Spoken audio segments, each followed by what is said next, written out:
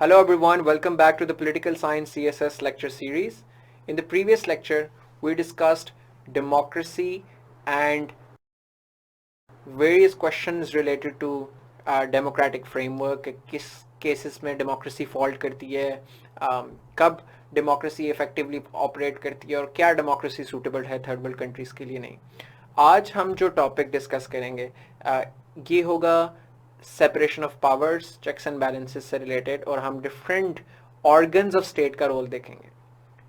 दुनिया में कोई भी रियासत है, थियोरेटिकली उसके तीन ऑर्गन्स होते हैं, उसके तीन हिस्से होते हैं. There are three pillars upon which the democratic और for that matter any system operates. वो तीन इंस्टीट्यूशंस, उनमें से एक लेजिस्लेटिव ऑर्गन है जो कि लॉज बनाता है, जो आपकी, अगर हम डेमोक्रेसीज की बात करें तो आपकी पार्लियामेंट है जो कवानीन बनाती है, कानून साजी करती है, जिसे मुकन्ना कहते हैं आप. दूसरा इंस्टीट्यूशन या दूसरा ऑर्गन जो है रियासत का, वो एग्जीक्यूटिव है. एग्जीक्यूटिव के अंदर आपके दो तरह के एग्जीक्यूटिव्स होते हैं. एक आपका पॉलिटिकल एग्जीक्यूटिव है और दूसरा आपका नॉन पॉलिटिकल एग्जीक्यूटिव है. आपके पॉलिटिकल एग्जीक्यूटिव के अंदर अगर तो एक पार्लिमानी निज़ाम है तो प्राइम मिनिस्टर और उसकी कैबिनेट, अगर आपका प्रेसिडेंशियल निज़ाम है तो प्रेसिडेंट और उसकी कैबिनेट, और आपका non political system, non political executive के अंदर आपकी सिविल सर्विस, जिसकी एग्ज़ाम की आप तैयारी कर रहे हैं, वो सिविल सर्विसेज उस नॉन पॉलिटिकल एग्जीक्यूटिव का हिस्सा होती है. पॉलिटिकल एग्जीक्यूटिव टेम्परेरी होता है, इलेक्शंस की वजह से कोई गवर्नमेंट आएगी, वो मिनिस्टर्स लगेंगे, वो टॉप पे बैठेंगे. नॉन पॉलिटिकल एग्जीक्यूटिव जो सिविल सर्विसेज होती है इसके अंदर प्लस मिलिट्री एज वेल, ये आपकी अमूमी तौर पे परमानेंट पोजीशन होती हैं, permanent part of the state structure होते हैं. Executive is tasked with carrying out the will of the legislature. वो जो लॉज पार्लियामेंट बनाती है, जो लेजिस्लेचर जो लॉज बनाती है, एग्जीक्यूटिव उन लॉज को एग्जीक्यूट करती है, हैंस द एग्जीक्यूटिव. तो पार्लियामेंट में अगर लॉ पास हुआ है कि लेट्स से इतने बजे के बाद शादियां नहीं हो सकती, 10 बजे इज द कर्फ्यू टाइम, तो अब पार्लियामेंटेरियंस और एमएनएस खुद जाके तो डंडे लेके बंद नहीं करवाते शादियां. वो होता ये है कि आपकी एग्जीक्यूटिव, जैसे आपकी पुलिस है, वो उसको इन्फोर्स करेगी. डिप्टी कमिश्नर्स हैं आपके शहर के, वो उसको इन्फोर्स करेंगे.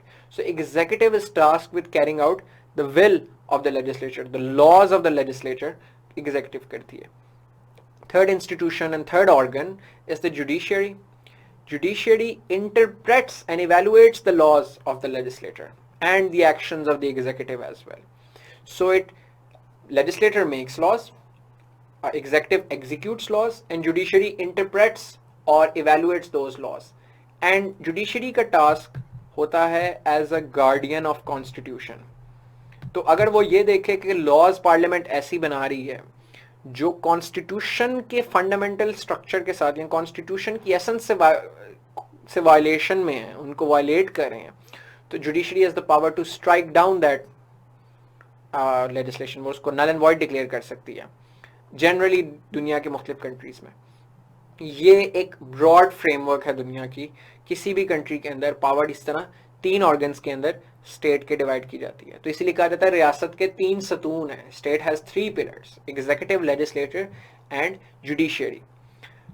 तो इसके ऊपर बहुत famous philosopher Montesquieu with this long ass name which you can just remember as Montesquieu, जो हम पॉलिटिकल फिलोसोफर्स में भी करेंगे, उसने थ्योरी दी थी सेपरेशन ऑफ पावर्स की. According to the theory of separation powers, at this point let the idea of separation of power germinate in your head. जितना आपको जानने की ज़रूरत है वो ये है कि कोई भी रियासत अपनी पावर्स को तीन हिस्सों में डिवाइड की जाती है. Like people who are occupying legislature, executive and judiciary are different people with different powers. So you basically divide government responsibility to distinct branch, ताकि किसी एक ब्रांच के पास बहुत ज़्यादा पावर कॉन्सेंट्रेट ना हो जाए.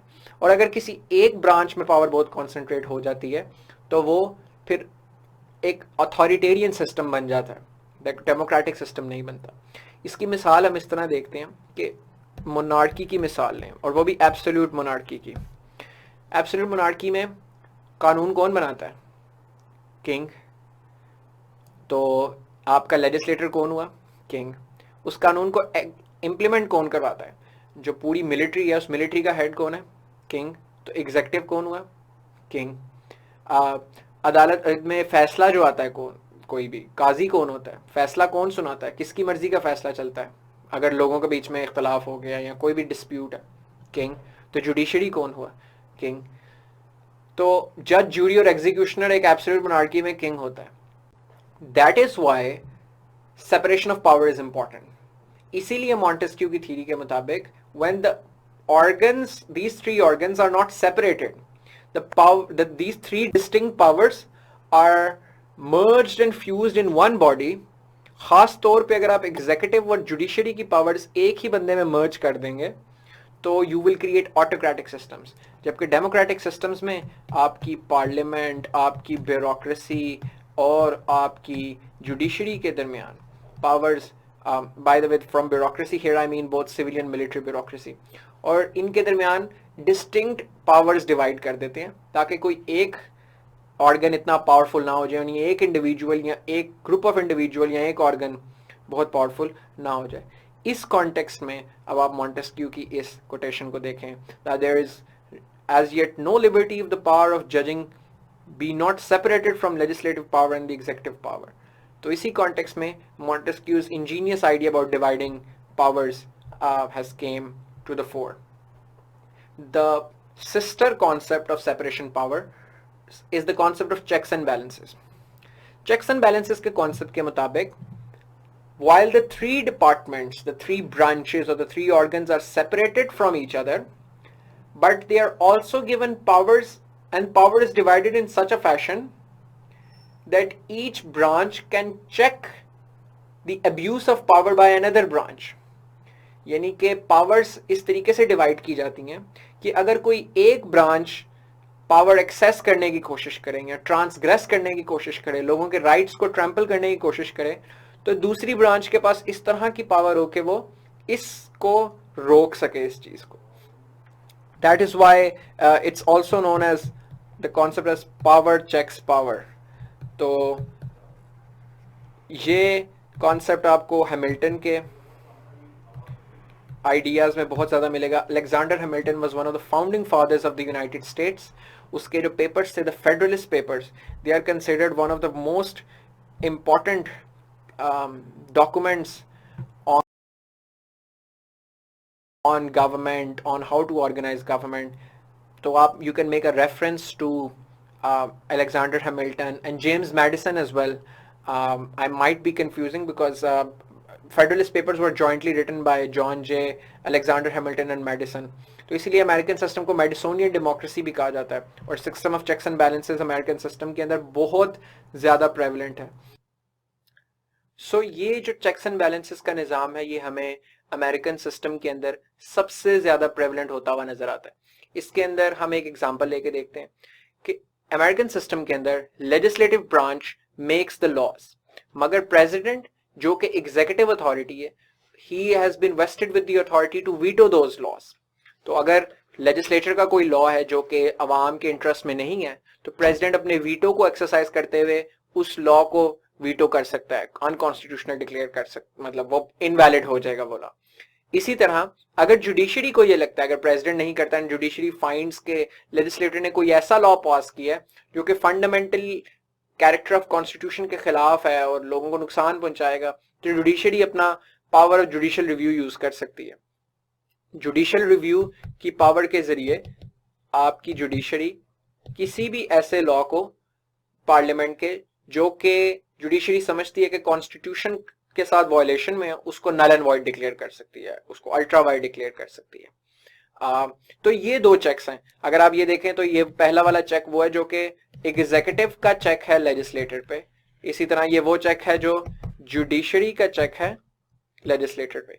इसी तरह American system of checks and balances, जो कि जब हम अमेरिकन पॉलिटिकल सिस्टम पूरा पढ़ेंगे अपने पार्ट 2 के कोर्स के अंदर, पेपर 2 के अंदर, तो हम देखेंगे कि किस तरह हर एक पे चेक मौजूद है.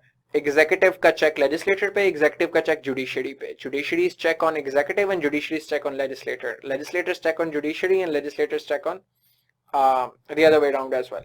So in that context, ये देखें कि system of checks and balances is an ingeniously and elegantly design model so that एक कोई भी सिस्टम, खासतौर पर डेमोक्रेटिक सिस्टम, वो भी एक अथॉरिटेरियन सिस्टम ना बने, उसमें पावर्स डिवाइडेड रहें और मैक्सिमम बेनिफिट लोगों को जाए, कॉन्सेंट्रेशन ऑफ पावर्स को अवॉइड किया जाए। हम जो अगला टॉपिक अब करेंगे वो होगा डिफरेंट ब्रांचेस, जो तीनों ऑर्गन्स हैं उनके क्या फंक्शंस हैं। उनके ओवरलैपिंग फंक्शंस भी हैं लेकिन उनके डिस्टिंक्ट फंक्शंस भी हैं। लेजिस्लेटर का जो सबसे फंडामेंटल फंक्शन है वो है कानून साजी, लॉ मेकिंग। आपका legislator is responsible for making laws, legislation करता है आम ऑर्डिनरी लॉज के ऊपर सबसे ज्यादा, जो भी मुल्क के अंदर होना चाहिए, टैक्सेशन के ऊपर, दूसरी चीजों के ऊपर, लीगल जो भी मसले हैं, security policies, all these things, इन सारे डाइवर्स इश्यूज के ऊपर, हेल्थ, एजुकेशन, पब्लिक पॉलिसी से रिलेटेड जितनी चीजें हैं आपकी पार्लियामेंट उनके ऊपर लॉज बनाती है। Second, the function of legislature is to express public opinion. Remember, the parliament is based on the principle of popular sovereignty, which means that they are elected by the people and they are supposed to represent the will of the people. तो इन्होंने लोगों की wishes को represent करना है parliament में आके। The third is the constitution amending function, and this is explicitly the function of parliaments generally. तो कि कॉन्स्टिट्यूशन को अगर आपने चेंज करना है, अमेंड करना है, तो भी पार्लियामेंट ने करना है। अमूमी तौर पे कॉन्स्टिट्यूशन रिजिड होते हैं। रिजिड कॉन्स्टिट्यूशंस का मतलब कि आम लेजिस्लेशन करने के लिए रूल आसान होता है, कॉन्स्टिट्यूशनल अमेंडमेंट करने के लिए मुश्किल होता है।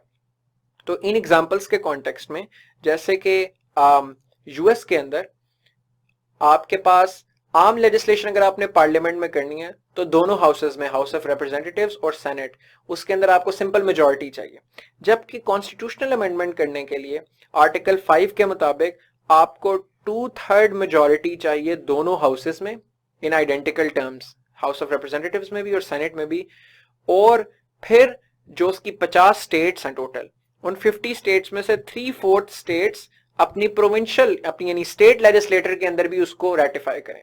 यानी ना सिर्फ एक अमेंडमेंट दोनों हाउसेस में 2/3 मेजॉरिटी से पास हो, बल्कि वो 3/4 ऑफ द 50 स्टेट्स भी उसको पास करें, तो कॉन्स्टिट्यूशनल अमेंडमेंट होती है। पाकिस्तान के अंदर भी कानून, आम कानून के लिए आपको सिंपल मेजॉरिटी चाहिए नेशनल असेंबली में भी और सेनेट में भी, जबकि कॉन्स्टिट्यूशनल अमेंडमेंट के लिए आपको 2/3 वोट चाहिए दोनों हाउसेस में, in identical terms. In identical terms से मुराद ये है कि कभी कभी कोई बिल है, कॉन्स्टिट्यूशनल अमेंडमेंट का बिल है जो लोअर हाउस में पास हुआ है और फिर सेनेट में चला गया, सेनेट ने उसको, उसके अंदर कुछ तरमीम की है, उसके अंदर एडिशंस किए हैं, अमेंडमेंट्स किए हैं और फिर पास किया, लेकिन ये अमेंडमेंट्स नेशनल असेंबली से पास नहीं हुई। फिर नेशनल असेंबली में दोबारा वो वापस जाएगा, फिर नेशनल असेंबली से दोबारा 2/3 मेजॉरिटी, जब तक दोनों हाउसेस से आइडेंटिकल टर्म्स के अंदर 2/3 मेजॉरिटी नहीं मिलती, कॉन्स्टिट्यूशनल अमेंडमेंट पाकिस्तान में पास नहीं होती। विद एन एडिशनल रूल कि अगर कोई ऐसी कॉन्स्टिट्यूशनल अमेंडमेंट है जो कि प्रोविंसेस की टेरिटोरियल बाउंड्रीज को चेंज करती है, जैसे अगर कल को साउथ पंजाब का सूबा बनाना पड़े तो उस सूबे की प्रोविंशियल असेंबली भी उस बिल को पास करे, तो अगर उस साउथ पंजाब सूबा बनाने के लिए अप्रूवल चाहिए होगी तो 2/3 majority in both houses plus provincial assembly की रैटिफिकेशन, तब वो पास होगा। So these are the examples that you can quote in that regard. Fourth is the financial function. आपकी पार्लियामेंट, आपकी जो नेशनल असेंबली, आपकी लेजिस्लेटर प्रिपेयर्स द बजट। आपकी तमाम फंक्शनल डेमोक्रेसीज के अंदर budget is prepared by your legislative organ, तो इस लिहाज से आपका एक फाइनेंशियल कंट्रोल उसके ऊपर होता है। यूएस के अंदर तमाम डिपार्टमेंट्स को जो फंड्स जाते हैं, जो रिसोर्सेज जाते हैं, those are allocated and approved by the parliament, by their congress. Similarly, foreign aid जितनी जाती है, developmental assistance जाती है, that is also sanctioned by the legislator. तो आप यूएस की इस तरह एग्जांपल इसके अंदर कोट कर सकते हैं। They also perform certain executive functions.